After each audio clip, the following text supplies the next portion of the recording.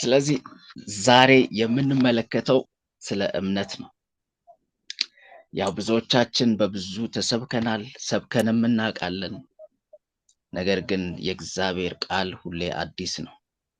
አሜን። የእግዚአብሔር መንፈስ ቅዱስ ዛሬም ያስተምረናል እና ይህ እምነት በክርስትና ሕይወታችን እጅግ አስፈላጊ መሰረታዊ ነገር ነው። እምነት የሰው ልጅ ከእግዚአብሔር ሐሳብ ጋር፣ ከእግዚአብሔር ኃይል ጋር፣ ከእግዚአብሔር የተስፋ ቃል ጋር የሚያገናኝ ድልድይ ነው እና የእግዚአብሔር የተስፋ ቃልን እንዲፈጸም የምናደርገው በእምነታችን ነው። የእምነትን ኃይል ስንሞላ እግዚአብሔር ተስፋው ጋር የምንገናኝበትን ኃይል እናገኛለን እና ያለ እምነት መንፈሳዊ ሕይወት አድካሚ ነው የሚሆነው። ክርስትና ሕይወት እጅጉን ያደክማል። መንገዱ ሩቅ ነው የሚሆንብን። እምነት ሲኖረን ግን ሕይወታችን የክርስትና ሕይወታችን እየጠነከረ እየዳበረ እየጎለበተ ይመጣል እና ይህንን የእምነት ኃይል እግዚአብሔር ዛሬ ያስታጥቀናል፣ ባለን ላይ ይጨምርልናል።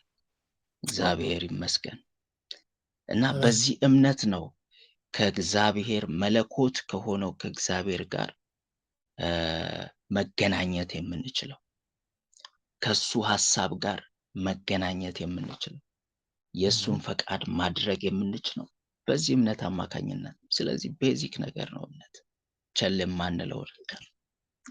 እምነት ምንድን ነው ብለን ስንነሳ ዕብራውያን ጸሐፊ እንደጻፈልን ተስፋ የምናደርገውን ያንን ነገር የሚያስረግጥልን ማለት ነው። እምነት ተስፋ ብቻ አይደለም። እምነት ምኞት ብቻ አይደለም። እምነት ተስፋ የምናደርገውን ያንን ነገር፣ ተስፋ የተገባልንን ያንን ነገር ጎትተን አምጥተን አሜን ብለን ተቀብለን ሪጆይስ ማድረግ ስንጀምር ነው፣ ማመስገን ስንጀምር ነው።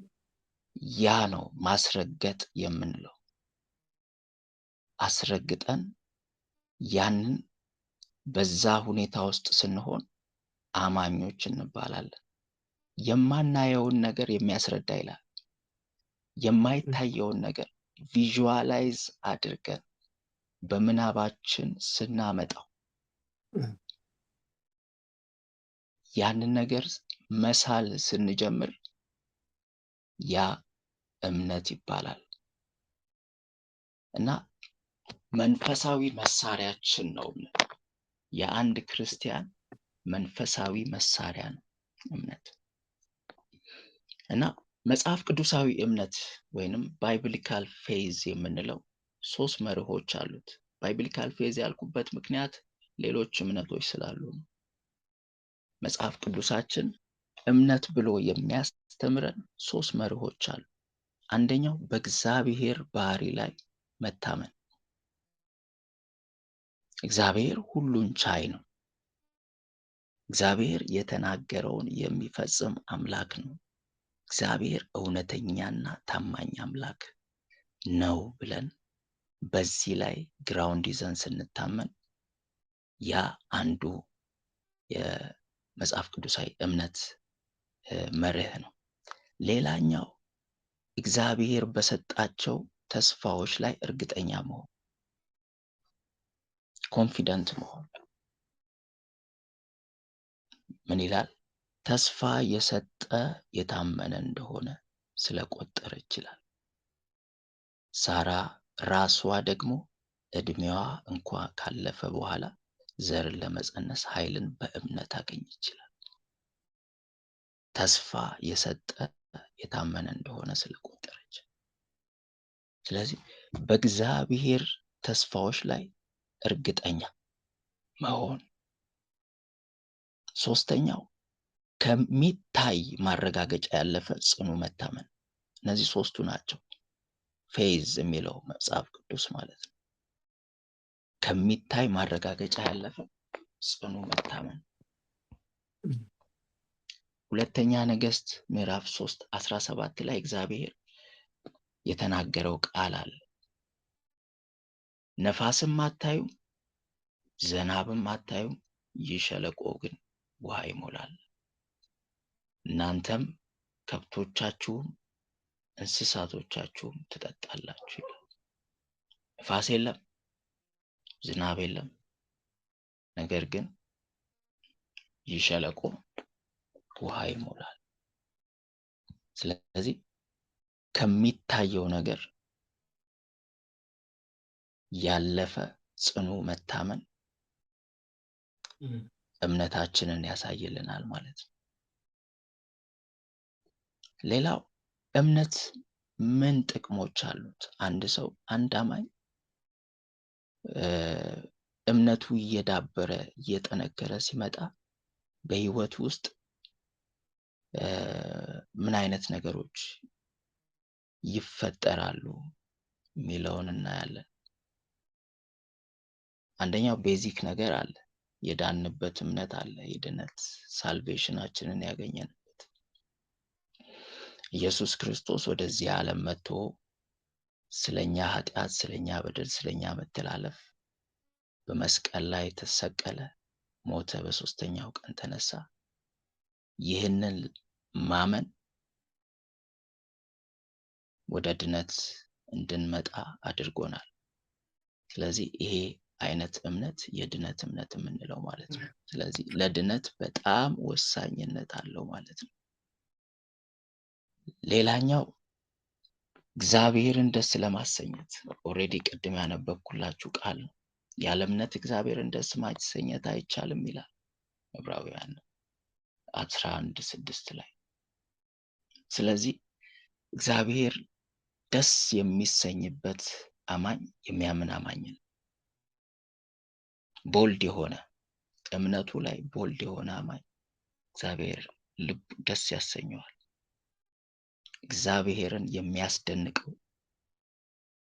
እንደዚህ አይነት አማኝ።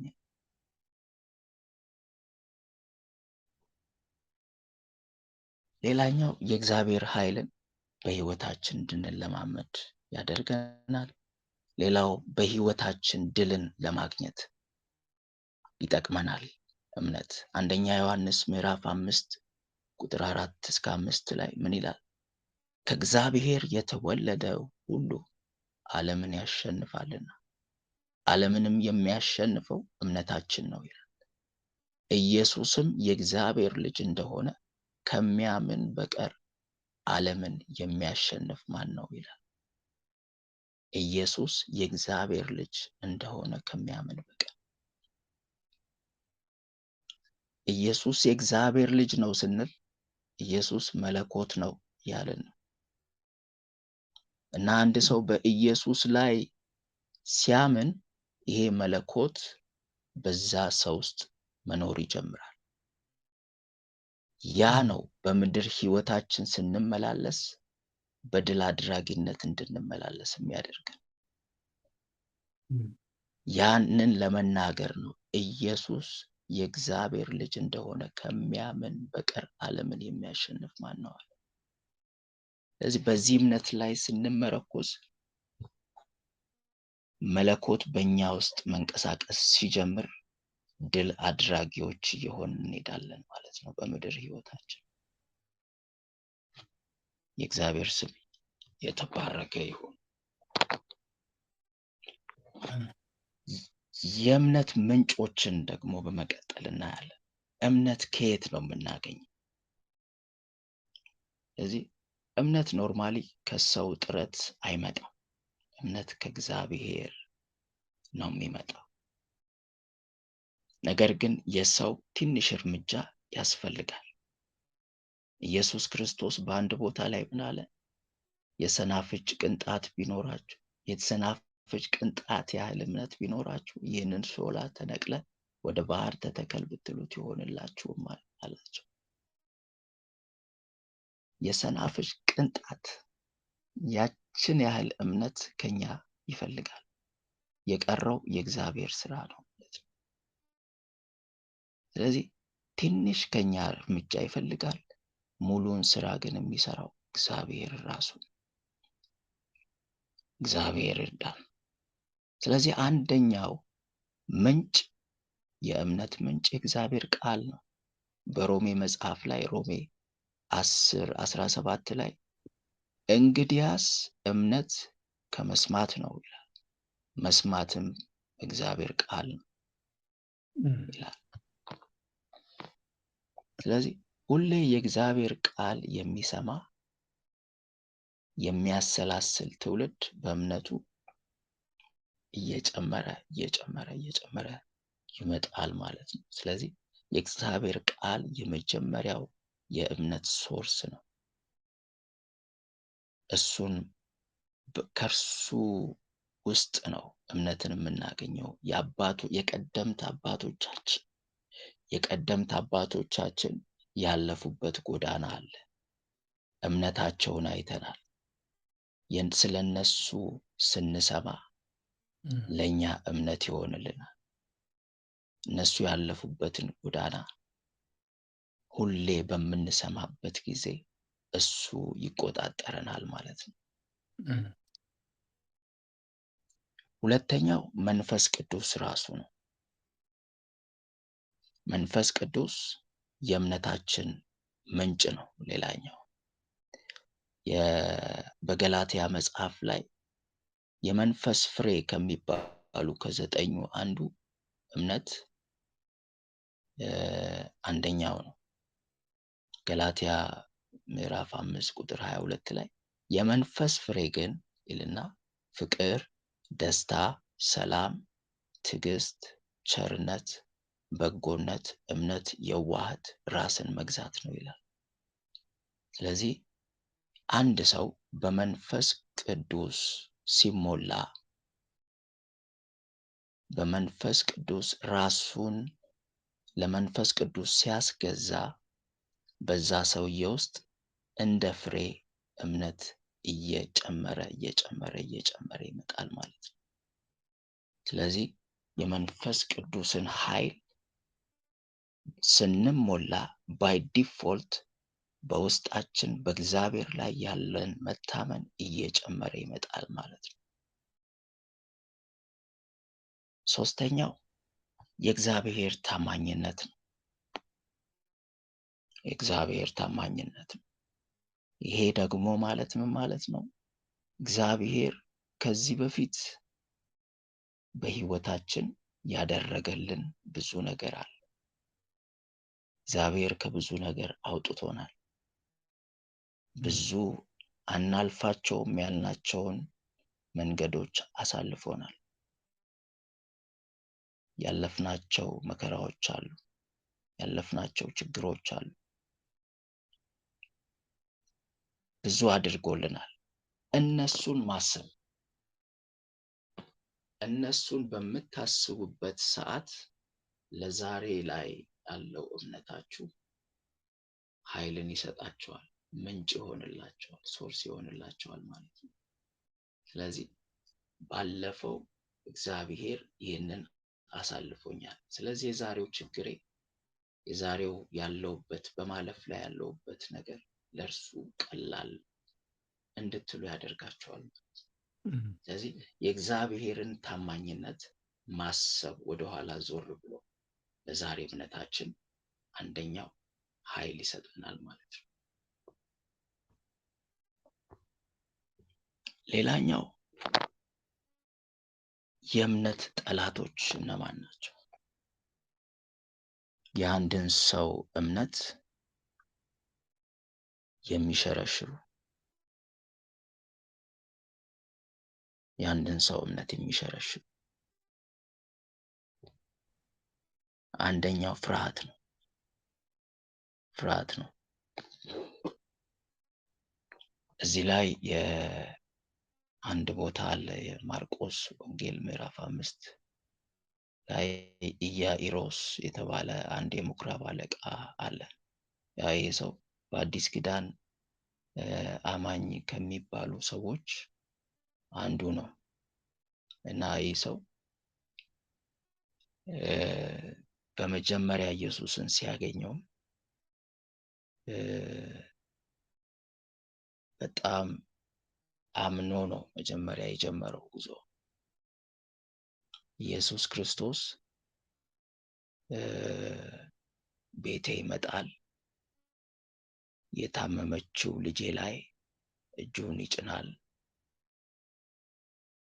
ከዛም ልጄ ትፈወሳለች፣ በሕይወትም ትኖራለች ብሎ ያመነበት ሁኔታ እናያለን። ማርቆስ ወንጌል ምዕራፍ 5 ከቁጥር 22 ጀምሮ ያለውን አነብላችኋለሁ። ኢያኢሮስ የተባለ ከምኵራብ አለቆች አንዱ መጣ። ባየውም ጊዜ በእግሩ ላይ ወደቀና ታናሺቱ ልጄ ልትሞት ቀርባለችና እንድትድንና በሕይወት እንድትኖር መጥተህ እጅህን ጫንባት ብሎ አጥብቆ ለመነው ይላል። ሲነሳ ክሊር የሆነ ጥያቄ ይዞ ነው ወደ ኢየሱስ የቀረበው እና ኦልሬዲ ጨርሷል። ይሄ ሰውዬ ልጄ ኢየሱስ እጁን ይጭንበታል፣ ልጄ ትፈወሳለች፣ በሕይወት ትኖራለች ብሎ ጨርሶ ነው ኢየሱስን የተገናኘ። ከእርሱም ጋር ሄደ ይላል። ኢየሱስ ከኢያሪዎስ ጋር ሄደ። ብዙ ሕዝብም ተከተሉት፣ አጋፉትም። ከ12 ዓመት ጀምሮ ደም የሚፈሳት ሴት ነበረች ይላል። ከብዙ ባለመድኃኒቶችም ብዙ ተሰቃየች፣ ገንዘቧንም ሁሉ ከስራ ባሰባት እንጂ ምንም አልተጠቀመችም። የኢየሱስም ወሬ ሰምታ በስተኋላው በሰዎች መካከል መጥታ ልብሱን ዳሰሰች። ልብሱን ብቻ የዳሰስኩ እንደሆነ እድናለሁ ብላለችና፣ ወዲያውም የደሟ ምንጭ ደረቀ፣ ከስቃዩም እንደዳነች በሰውነቷ አወቀች ይላል። ወዲያውም ኢየሱስ ከእርሱ ኃይል እንደወጣ በገዛ ራሱ አውቆ በሕዝቡ መካከል ዘወር ብሎ ልብሴን የዳሰሰ ማን ነው አለ። ደቀ መዛሙርቱም ሕዝቡ ሲያጋፉ እያየ ማን ዳሰሰን ትላለህ አሉት። ይህንም ያደረገችውን ለማየት ዘወር ብሎ ይመለከት ነበር። ሴቲቱ ግን የተደረገላትን ስላወቀች እየፈራች እየተንቀጠቀጠችም መጥታ በፊቱ ተደፋች፣ እውነቱን ሁሉ ነገረችው። እርሱም ልጄ ሆይ እምነትሽ አድኖሻል፣ በሰላም ሂጂ፣ ከስቃይሽም ተፈወሽ አላት። እነርሱ ገና ሲናገር ከምኵራብ አለቃው ቤት ዘንድ የመጡት ልጅ ሞታለች፣ ስለምን መምህሩን አሁን ታደክመዋለህ አሉት። ኢየሱስ ግን የተናገሩትን ቃል አድምጦ ለምኵራብ አለቃው እመን ብቻ እንጂ አትፍራ አለው ይላል እና በዚህ ቦታ ላይ ከዚህ በመቀጠል ይሄዳሉ። ኢየሱስም ብላቴናዋን ተነሽ ይላታል፣ እሷም ትነሳለች እና ይሄ የእምነት ጉዞን ነው የሚያሳየን። ኢያኢሮስ ምን አይነት አማኝ እንደሆነ ለእኛ ለዛሬ ክርስቲያን እንደ ሮል ሞዴል መሆን የሚችል አማኝ ነው እና በሱ ጎዳና ላይ የምናየው ነገር አለ። አንድ ሰው የእምነት ጉዞውን ሲጀምር መጀመሪያ ኦልሬዲ ቪዥዋላይዝ የሚያደርገውን ነገር ማመን ያስፈልጋል። ተስፋ የሚያደርገው ነገር አለ። አሁን ኢያኢሮስ ልጄ ትድናለች፣ በሕይወት ትኖራለች። ያንን አስረግጦ ነው ኢየሱስ ጋር የቀረበው። ኢየሱስ ክርስቶስ እጁን ይጭንባታል፣ ልጄ በሕይወት ትኖራለች ብሎ ጀመረ ጉዞ። በዚህ ጉዞ ውስጥ ሲጀምር አንድ አማኝ አገኘ። እቺ አማኝ ከ12 ዓመት ጀምሮ ደም ሲፈሳት የነበረች ሴት ነች እና ከሷ ቴስቲሞኒ በሰማ ሰዓት የኢያኢሮስ እምነት ጨምሯል እና ኮንፊደንት ሆኗል። በቃ አይ እንዲህማ ከሆነ በቃ ልጄ ትድናለች ባለበት በዚያ ሰዓት ላይ እነዛ ሰዎች መጡ ከቤት። ልጅ ሞታለች፣ ስለምን መምህሩን ታደክመዋለህ? እና በዛች ሞመንት ላይ የኢያኢሮስ እምነት ደግሞ ከነበረበት ሌቭል ዝቅ ሲል ኢየሱስ በመንፈስ ተረዳ እና ወዲያው ተመለከተና ኢያኢሮስን እመን እንጂ አትፍራ አለው። ስለዚህ ፍርሃት አንደኛው የእምነት ጠላት ነው። በእግዚአብሔር ላይ ያለን እምነት የሚሸረሽር ነው። ስለዚህ ወደ ግባችን እንድንደርስ አንድ ማመን ይኖርብናል። እምነታችን ደግሞ ያመንነውን ነገር በእጃችን እስኪመጣ ተገልጦ የሚዳሰስ እስኪሆን ድረስ ከኢየሱስ ጋር እስከ መጨረሻው በጽናት መሄድ ያስፈልጋል።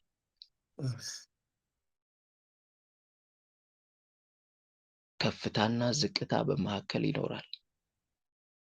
ነገር ግን ከእርሱ ጋር አብሮ መሄድ፣ ሳንቀድም ሳንዘገይ ከኢየሱስ ጋር አብረን እስከ ቪዥዋላይዝ እስከምናደርገው ያረግነውን እስከምናገኝበት የተነገረን የተስፋ ቃል እስከምንጨብጥበት ድረስ ከኢየሱስ ጋር መሄድ ያስፈልገናል ማለት ነው። ከኢያኢሮስ የምንማር ይሄንን ነው። ሌላኛው የእምነት ጠላታችን መጠራጠር ነው ወይም አለማመን። ያዕቆብ ምዕራፍ 1:6 ላይ ነገር ግን በምንም ሳይጠራጠር በእምነት ይለምን ይላል። የሚጠራጠር ሰው በንፋስ የተገፋና የተነቃነቀ የባህርን ማዕበል ይመስላል።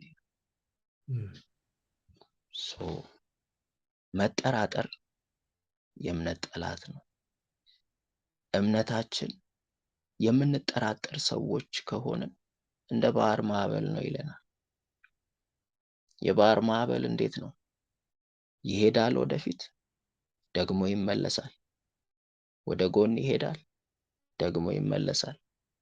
ስለዚህ ህይወታችን ስታግናንት ይሆናል ማለት ነው። እምነታችን በጥርጣሬ የተሞላ ከሆነ ሄድን ስንል ደግሞ እንመለሳለን። ስለዚህ መንዠዋዠው ይሆናል ማለት ነው። ለውጥ የሌለው ህይወት ይሆናል ማለት ነው። ስለዚህ መጠራጠርን ማስወገድ ያስፈልገናል። ሌላው ኃጢአት ነው ወይም አለመታዘዝ። ዕብራውያን 3:2 ላይ ወንድሞች ሆይ ምናልባት ሕያው እግዚአብሔርን የሚያስክዳችሁ ክፉና የማያምን ልብ በእናንተ በእያንዳንዳችሁ እንዳይኖር ተጠንቀቁ ይላል። ነገር ግን ከእናንተ ማንም በኃጢአት መታለል እልከኛ እንዳይሆን ዛሬ ተብሎ ሲጠራ ሳለ በእያንዳንዱ ቀን እርስ በርሳችሁ ተመካከሩ። መጀመሪያ እምነታችንን እስከ መጨረሻ አጽንተን ብንጠብቅ የክርስቶስ ተካፋዮች ሆነናልና ይላል። ለዚህ ኃጢአት ሌላኛው የእምነት ጠላት ነው። ኢንፋክት ኃጢአት የእምነት ጠላት ብቻ ሳይሆን ወደ ሞት የሚያደርሰንም እሱ ነው። በእልከኝነት ጸንተን በዚያ ውስጥ የምንመላለስ ከሆነ ማለቴ ነው እንጂ ያው ሰው ሁሉ ኃጢአትን ሰርቷል። በንስሐ መመለስ እግዚአብሔር እድል ሰጥቶናል። ስለዚህ ይሄኛው ሌላ የእምነታችን ጠላት ነው ማለት ነው። የመጨረሻው የእምነታችን ጠላት በምናየው ነገር ላይ ትኩረት መስጠት። እንደ ኤግዛምፕል እዚህ ስር ያስቀመጥኩት ማቴዎስ 14 ላይ ያለ ቃል አለ። ኢየሱስ እነ ጴጥሮስ በባህር ላይ ሲሄዱ ኢየሱስ በባህር ላይ ሲመጣ ሲራመድ አዩትና ምታት መሰላቸው ይላል። ከዛ በኋላ ጴጥሮስ እዘዘኝ እመጣለሁ አለው። ና ሲለው በዛ ትእዛዝ ላይ ጴጥሮስ መራመድ ጀመረ። ከዛ በኋላ ምንድነው የተፈጠረው? ጴጥሮስ የንፋሱን ኃይል አይቶ ፈራ ይላል። ሊሰጥምም በጀመረ ጊዜ ጌታ ሆይ አድነኝ ብሎ ጮኸ። ወዲያው ኢየሱስ እጁን ዘርግቶ ያዘውና አንተ እምነት የጎደለ ስለምን ተጠራጠርክ አለው። ስለዚህ የእግዚአብሔርን ድምፅ ሰምተን በምንታዘዝበት ጊዜ በእምነት በዛ ድምፅ ላይ ስንንቀሳቀስ በምናየውና በምንሰማው ነገር መወሰድ የለብንም። ምክንያቱም ከምታዩት ከምትሰሙት መጠበቅ ያስፈልጋል። አማኝ ሁሌ በጥንቃቄ መጓዝ ይኖርበታል። ሁሉ ከሱ በታች ነው፣ ከእግዚአብሔር ድምፅ በታች ነው ብላችሁ ልባችሁን ማሳረፍ ያስፈልጋል። ስለዚህ ጴጥሮስን ና አለው። ያ የእግዚአብሔር ድምፅ ነው። ና ሲለው በዛ ላይ ጀመረ ጉዞ። ትክክል፣ ጥሩ ሄደ ትንሽ። ከዛ በኋላ ግን በሚያየው ነገር ተወሰደ። የንፋሱን ኃይል አይቶ ፈራ ይላል። በዛ ሞመንት ላይ እምነቱ መሸርሸር ሲጀምር መስጠም ጀመረ ማለት ነው። ስለዚህ ሁሉን ከእግዚአብሔር ድምፅ በታች፣ ሁሉን ከእግዚአብሔር ትእዛዝ በታች፣ ሁሉን እግዚአብሔር ከሰጣችሁ የተስፋ ቃል በታች አድርጋችሁ የእግዚአብሔርን ድምፅ ብቻ ከሁሉ በላይ አድርጋችሁ በሱ መመላለስ ስኬታማ ህይወት ይሰጠናል። ወደ ዴስቲኒ እንድንደርስ ያደርገናል። እግዚአብሔር ይርዳን። አሜን። ስለዚህ እንደማጠቃለያ እምነት የክርስትና ህይወት መሰረት ነው እና ለመንፈሳዊ ድሎቻችን እንደ አንዱ የእግዚአብሔር ጦር ዕቃ ነው። ኤፌሶን ላይ በሁሉም ላይ ጨምራችሁ የሚንበለበሉትን የክፉን ፍላጻዎች ሁሉ ልታጠፉ የምትችሉበትን የእምነት ጋሻ አንሱ ይላል። አንድ ሰው ወደ ጦር ሜዳ ሲሄድ ማሟላት ያለባቸው መሳሪያዎች አሉ። አንደኛው ጋሻ ነው። ያለ ጋሻ ጠላትን መፋለም አይቻልም። ስለዚህ እምነት ጋሻችን ነው። ይህንን እምነት ግድ ያስፈልገናል ለመንፈሳዊ ድሎቻችን። በምድር ላይ በምንኖርበት ህይወት በድል አድራጊነት እንድንመላለስ እምነት እጅጉን አስፈላጊ ነገር ነው። እግዚአብሔር ይህንን የእምነት ኃይል ዛሬ ይጨምርብን። አሜን። እግዚአብሔር ይርዳን። አሜን አሜን። እንጸልያለን።